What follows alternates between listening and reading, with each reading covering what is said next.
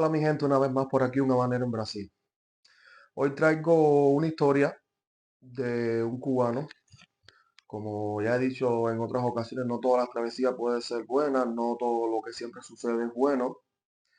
También está la posibilidad de que sucedan cosas que no son ni agradables ni buenas.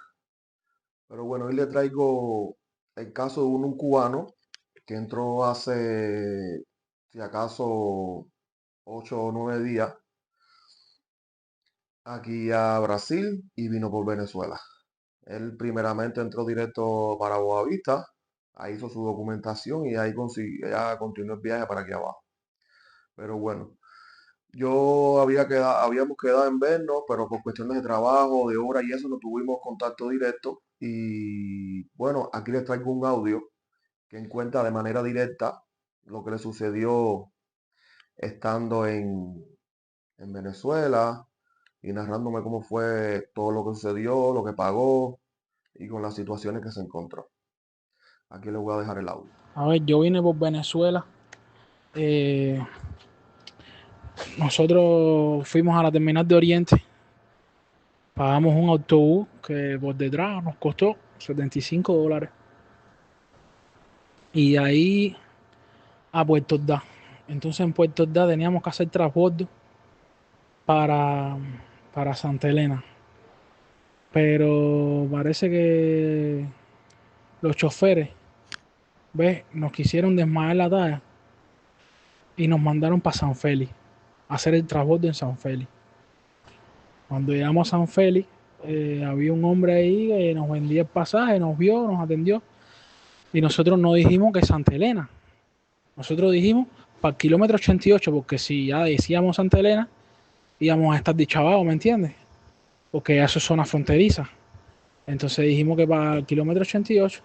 Entonces los pasajes estaban en $15, pero el tipo para buscarse una plata, porque no, aquí no le vendemos pasajes a los cubanos, que no sé qué más. Y, y nos cogió y nos dijo, tienen que darme $30 por persona. Le dimos los $30 y nos estuvo esperando ahí en la terminal de las 12 hasta las 8 de la noche que venía el bus. Cuando llegue el bus, él viene, nos ve y nos dice, mira, cojan su dinero. El patrón me dijo que no montara cubano. Si quieren llegar allá, son $500 por persona en taxi y $100 por alcabala. Nosotros dijimos, no, no, tranquilo, ya vamos a ver qué hacemos, no, dale, dale, camina, por gusto. Por este mismo tipo de situaciones es que yo siempre doy el consejo. No vengan por guagua, porque no podemos viajar en guagua para evitar este tipo de situaciones. Al final toda la situación se dio ya en Puerto Ordaz, ya a mitad de camino y ya todo, ya, imagínense tú, ya estás a mitad del camino que iban a hacer. Por eso le estoy diciendo que cuando vayan a viajar, viajen con una agencia de viaje, o sea, un asesor, es el consejo que les doy. No se guíen, que es lo que hablé en el video antes, por algunas personas dicen, para evitar este tipo de situación y todavía no viene lo peor, todavía no viene lo peor. De ahí vimos un taxista que nos vio que estábamos pasando mal y nos dijo, mira, les voy a dar una renta. Y nos llevó una renta. Ahí en la renta vimos a que nos rentó y el que nos rentó nos dijo, mira, yo he ayudado a varios cubanos ya, eso es una red, eso es una red ahí para buscar dinero. Yo he ayudado a varios cubanos ya que han querido ir para allá y no lo han querido dejar. Yo tengo un taxista que los lleva a $300 los dos, no por persona los dos, es decir, 150 por cada uno. Yo, perfecto, nos montamos en el kilómetro 88, pasamos las alcabalas. La Policía Nacional nos quitó la ropa, a mí me tocaron los huevos. Nos revisaron todo, mano, todo, todo, todo, todo.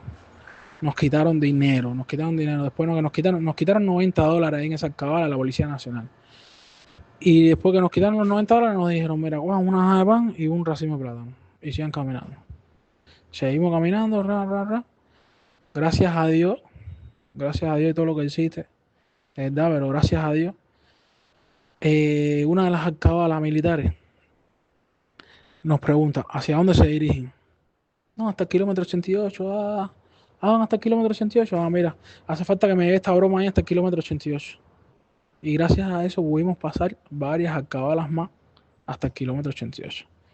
Ya cuando llegamos al kilómetro 88, el taxista nos dijo, mira, a partir de aquí, yo los voy a dar para Santa Elena como acordamos, pero es más dinero. Y yo, pero tenías que haber acordado eso estando en la renta. No, si ustedes quieren, quédense aquí. Y nos pidió 150 más, hermano.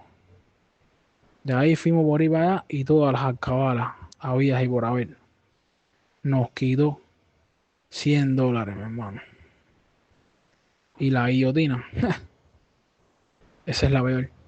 Esa es la peor, mi hermano.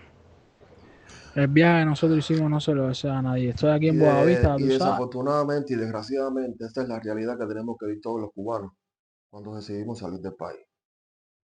Por eso es que yo siempre digo en los videos que yo hago, señores, no vengan solos. Señores, las travesías todas tienen un por ciento de que todo salga bien, de que todo suceda bien y también tiene el por ciento que las cosas pasen cosas negativas. El que ha visto mis videos se va a dar cuenta de lo que estoy diciendo. Realmente es una cosa que sucede. Y yo siempre doy consejos, no vengan solos, vengan con una gente que ya conozcan, que ha hecho el viaje a otras personas y toda esa serie de cosas. ¿Para qué? Para evitar este mismo tipo de situaciones.